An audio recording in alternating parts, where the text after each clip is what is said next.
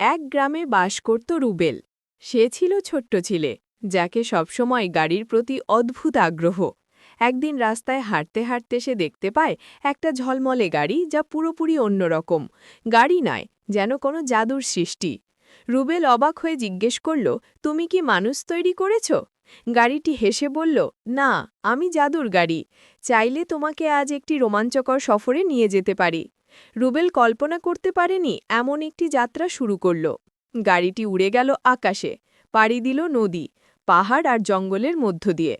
তারা হঠাৎ একটা নদীর উপর দিয়ে গেল, যেখানে মাছেরা বাতাসে উড়ছিল। ওহ, এটা কেমন জাদু!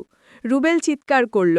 জাদু সবসময় আনন্দ দেয়, কিন্তু দায়িত্বও থাকে, গাড়িটি বলল। শেষে গাড়িটি গ্রামে ফিরিয়ে দিল।